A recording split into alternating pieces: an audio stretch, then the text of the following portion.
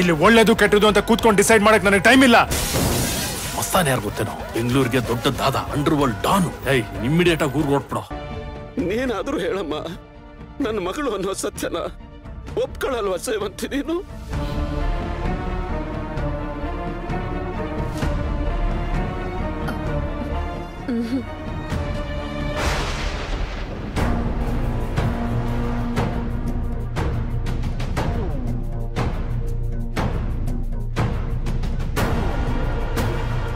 ಇಲ್ವಾ? ಈಗ್ಲಾದ್ರೂ ನನ್ನ ಮಾತನ್ನು ನಂಬಿ ಸರ್. ಆ ಡಾಕ್ಯುಮೆಂಟ್ಸ್ನೆಲ್ಲ ನಾನೇ ಕ್ರಿಯೇಟ್ ಮಾಡಿರೋದು.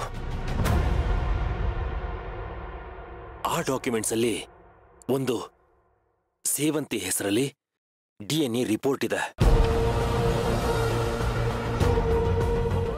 ಮತ್ತೊಂದು ಅದನ್ನ ಅಟೆಸ್ಟ್ ಮಾಡಿರುವಂತ ಡಾಕ್ಟರ್ ಸರ್ಟಿಫಿಕೇಟ್.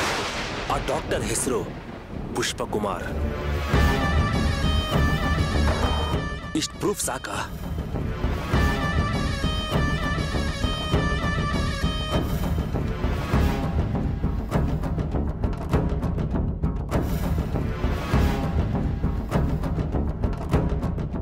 ಏನ್ ಸರ್ ಇದೆಲ್ಲ?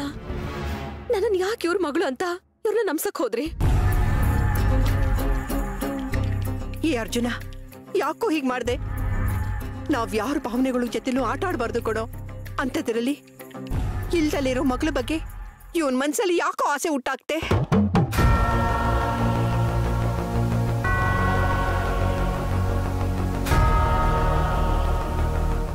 ಅಲ್ಲ ಕೊಣೋ. ಒಂದು ನಿಮಿಷ, ಇವನಿಗೆ ನಿಮ್ಮ ಭಾಷೆ ಅರ್ಥ ಆಗಲ್ಲ, ನನ್ನ ಭಾಷೆಯಲ್ಲಿ ಅರ್ಥ ಮಾಡಿಸ್ತೀನಿ.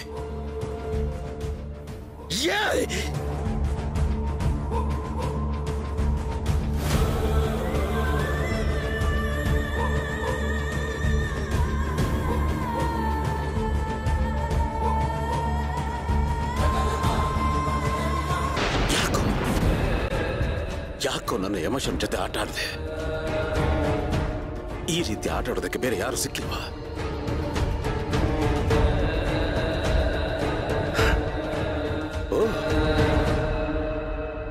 ಕೋರ್ಟಲ್ಲಿ ನಾನು ನಿನ್ನ ಪ್ರತಿಸ್ಪರ್ಧಿ ಅಲ್ವಾ?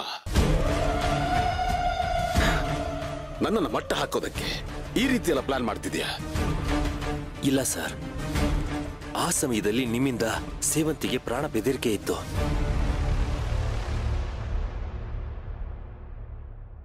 ನಮ್ಮಿಬ್ರು ವೃತ್ತಿ ವೈಷಮ್ಯಕ್ಕೆ ಅಮಾಯಕ ಸೇವಂತಿ ಬಲಿಯಾಗೋದು ನನ್ನ ಕೈಲಿ ಸಹಿಸಕ್ಕಾಗ್ಲಿಲ್ಲ.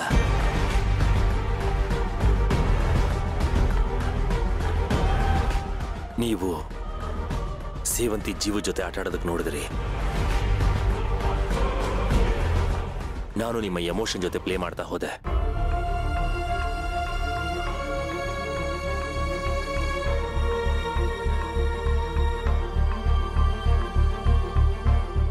ಕಣ್ಣಿಗೆ ಕಾಣಿಸ್ದೇ ಇರೋ ನಿಮ್ಮ ಮಗಳ ಮೇಲೆ ನಿಮ್ಗಷ್ಟು ಮಮಕಾರ ಇರಬೇಕಾದ್ರೆ